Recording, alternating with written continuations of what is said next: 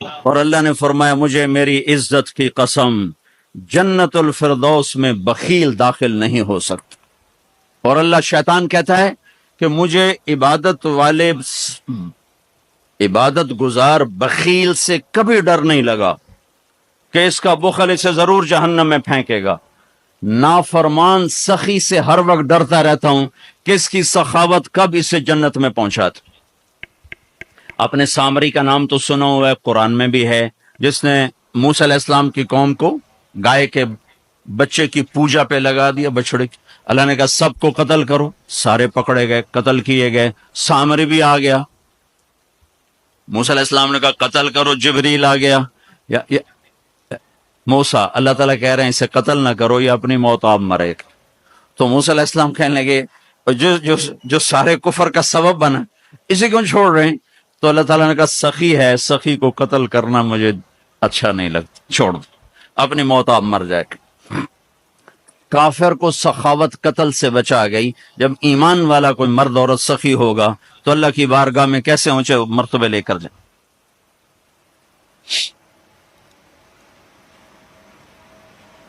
تو اپنے اوپر خرچ کرو وسعت کے مطابق، اللہ نے روکا نہیں ہے، منع نہیں کیا ہے، لیکن غریب کو بھی یاد کرو۔ زکوٰۃ کو فرض قرار دیا، اور آپ نے فرمایا جس نے مزدور سے کام لیا اور اس کو مزدوری نہ دی، یہ تمہارے کراچی میں ہر وقت ہو رہا ہے، ہر جگہ ہو رہا ہے، جتنا بڑا کوئی طاقتور ہے اتنا وہ اپنے نوکروں پر ظالم بھی ہے، جابر بھی ہے، اور ان کے حقوق بھی مارتا ہے، چونکہ فریاد ہی نہیں کر سکتا۔ میرا پنجاب کا زمیندارہ ماحول سارا ایسا ہی۔ تو آپ نے فرمایا جس نے مزدور سے کام لیا اور اسے موقع پہ تنخواہ نہ دی اور اس کے پیسے مار لیے، تو اس مزدور کا قیامت کے دن میں وکیل بنوں گا، میں اس کا کیس لڑوں گا، اور جس کا کیس میرے نبی نے لے لیا پھر اگلا کوئی بچ کے جا سکتا ہے کہیں؟ اب مزدور کا پسینہ خشک ہونے سے پہلے اس کے ہاتھ میں پیسے پکڑا دو۔ پھر مزدور سے فرمایا، یعنی دونوں طرف کا خوبصورت، کیا دین خوبصورت ہے کہ جو اپنے مالک کی نوکری بھی پوری دیانتداری سے کرے اور اللہ کی بندگی بھی دیانتداری سے کرے تو اسے ہر کام پہ دگنا اجر ملے گا، دگنا۔ یعنی میں ایک نماز پڑھتا ہوں، میری 10 ہیں، اس کی 20 ہوں گی۔ میں ایک روزہ رکھتا ہوں، میرا 1 ہے، اس کے 2 ہوں گے۔ میں ایک قرآن ختم کرتا ہوں، میرا 1 ہے، اس کے 2 ہوں گے۔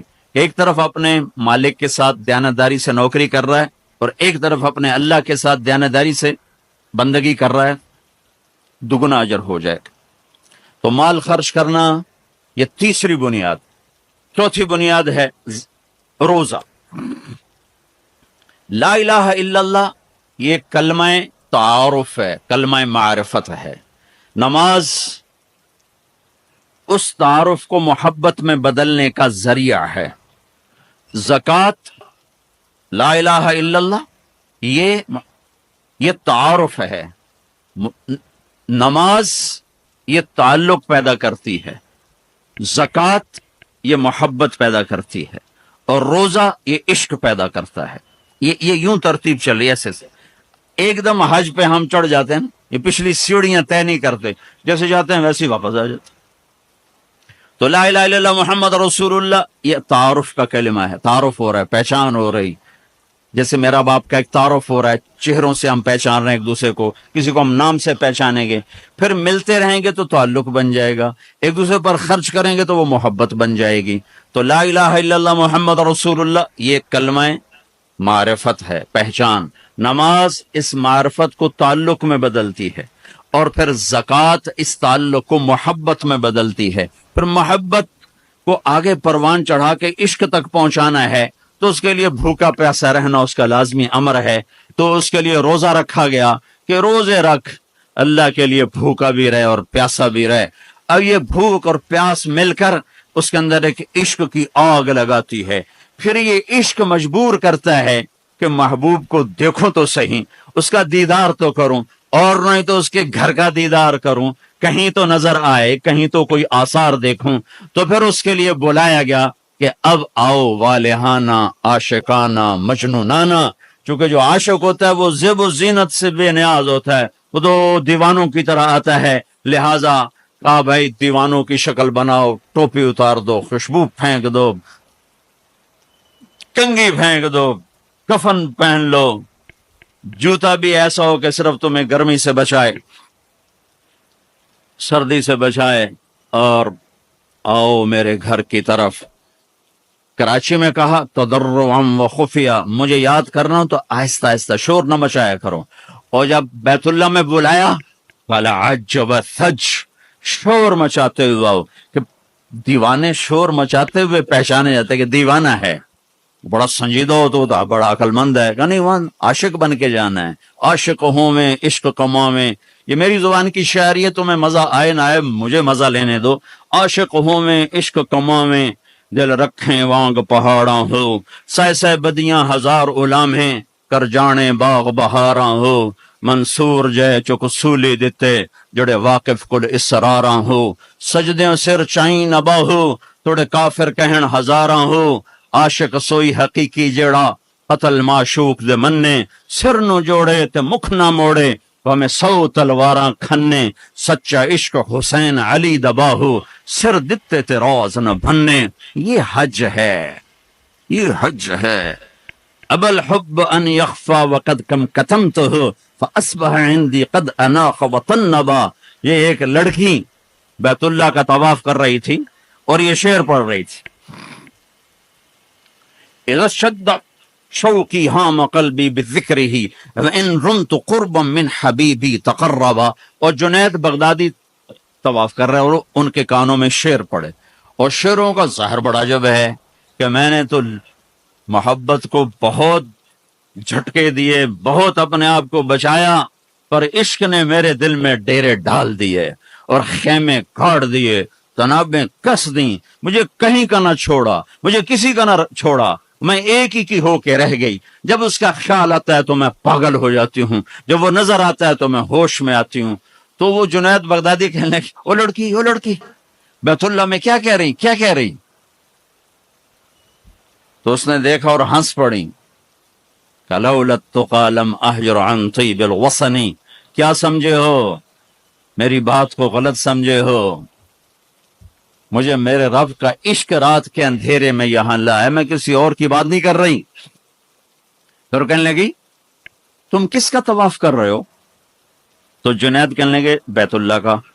تو وہ زور سے ہنس پڑی اور یوں آسمان کو دیکھا، کہنے لگی واہ میرے رب، تیرے بھی کیسے دیوانے بندے ہیں جو تجھے چھوڑ کے پتھروں کا طواف کرتے ہیں، جو تجھے چھوڑ کے پتھروں کا طواف کرتے ہیں۔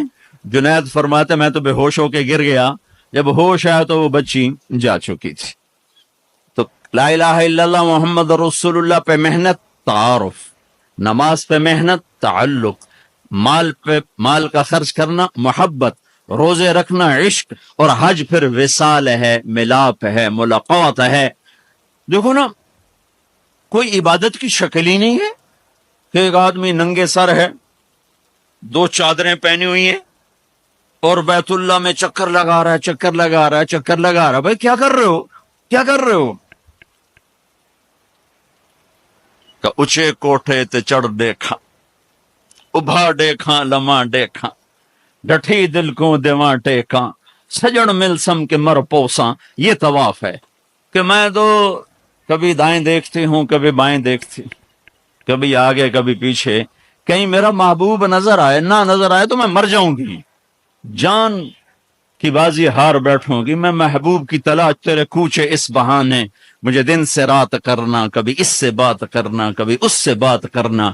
حج عشق ہے، وہ ہمیں حاصل نہیں ہوتا ہے، لہذا تھوڑی سی تکلیف آتی۔ عثمان جی پیسے اتنے لائے نہیں، تحقیق کیتا جے ساڑھے نہ، کیونکہ وہ تو کھانے پینے کا پروگرام ہے، کھابا پروگرام ہے، کیا بوفے مجھے یاد نہیں آ رہا تھا، بوفے ٹھنڈا ملا ہے، اس کے تو تصور میں ہی نہیں ہے کہ میں کسے ڈھونڈنے آیا ہوں۔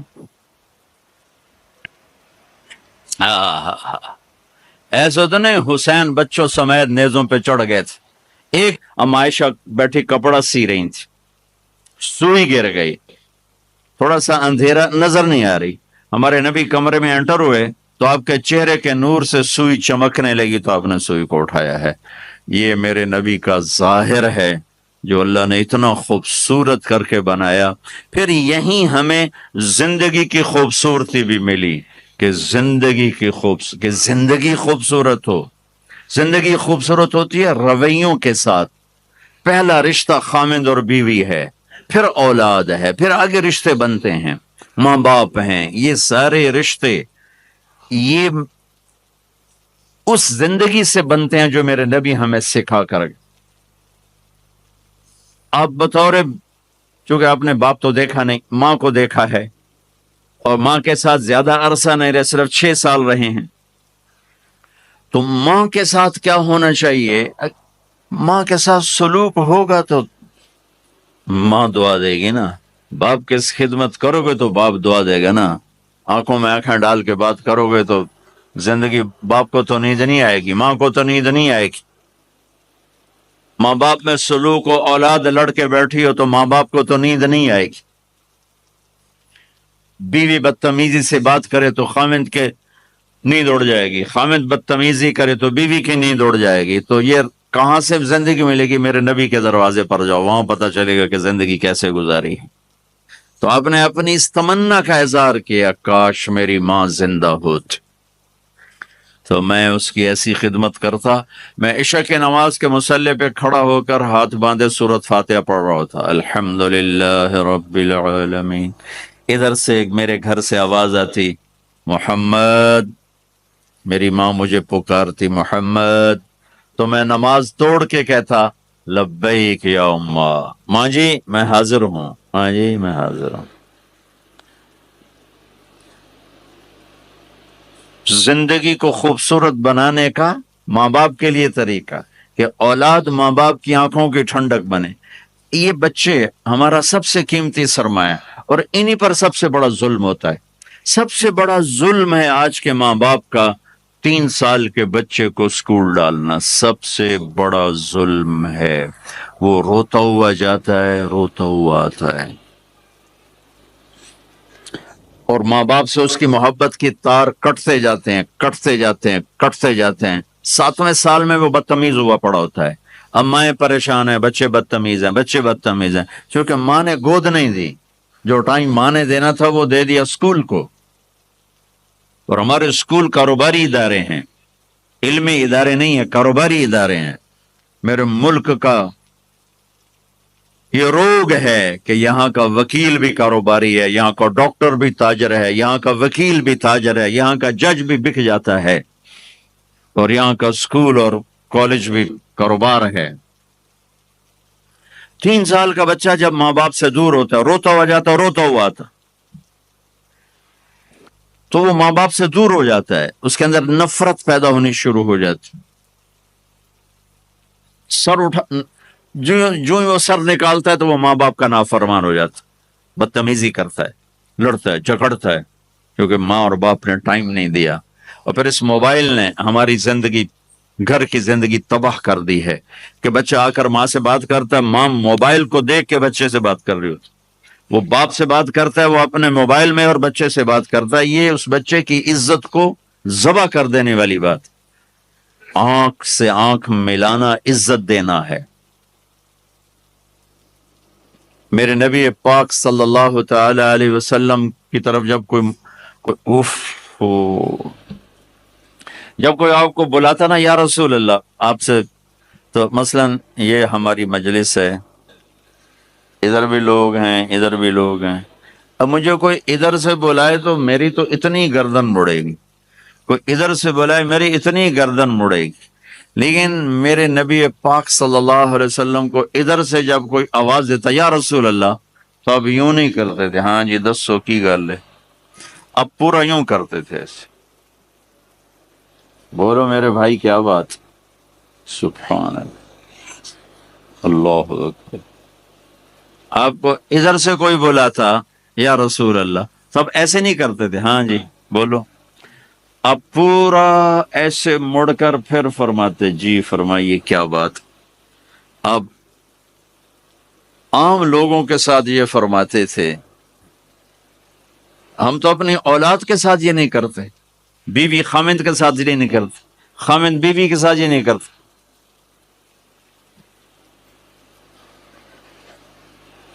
تو وہ ایک گیپ پیدا ہو جاتا ہے، ایک فاصلہ پیدا ہو جاتا ہے۔ تو میرے نبی نے بتایا کہ ماں باپ کے ساتھ کیا کرنا ہے، کہ میری ماں ہوتی تو میں نماز ہی توڑ دیتا اس کے لیے۔ حج کا سفر 70,000 کا مجمع تقریباً جمع ہو چکا ہے ابوا پہنچتے پہنچتے، اور آپ ایک دم اونٹنی کا رخ موڑو پہاڑوں میں چلے گئے۔ میری زندگی سفروں میں گزری ہے، ان میں خوبصورت ترین سفر میرا وہ ہے جو میں نے حضرت اماں آمنہ کی قبر پہ حاضری تھی، پہاڑوں کے اندر ہے۔ آپ اندر تشریف لے گئے، مجمع بھی ساتھ ہو گیا، کدھر جا رہے ہیں؟ اونٹنی کو بٹھایا، پہاڑ ہے کوئی 40-50 فٹ اونچا، اس کے اوپر قدرتی ایسے ایک پلین بنا ہوا ہے جیسے اللہ نے پہلے ہی سے سنبھال کے رکھا ہوا تھا۔ اب تو انہوں نے قبر کا نشان مٹا دیا ہے۔ تو ماں کی قبر کے سرہانے تشریف لے گئے اور گھٹنے اٹھائے، ہاتھ یہاں رکھے اور سر گھٹنوں میں دیا ایسے۔ یہ پوزیشن ہے چھوٹے بچے کے رونے کی، جب وہ رونا چاہتا ہے تو پھر اپنے پاؤں اٹھا کر یوں کر دیتے۔ پھر اس کے بعد آپ ایک معصوم بچے کی طرح روئے، اور اتنا روئے کہ آپ کی ساری داڑھی آنسوں سے تر ہو گیا، آپ کا احرام تر ہو گیا، اور اپریل کی دھوپ تھی۔ اور آپ نے فرمایا میں آج رات یہیں قیام کروں گا۔ میں وہاں گیا ہوں، وہاں 2 آدمی نہیں ٹھہر سکتے۔ میرے نبی نے کہا میں یہیں ٹھہروں گا۔ آگے کوئی 6-7 میل دور انتظام تھا حاجیوں کے اس قافلے کے ٹھہرنے کا، کچھ لوگ چلے گئے ہوں گے، لیکن آپ نے وہ رات اپنی ماں کے سرہانے گزاری۔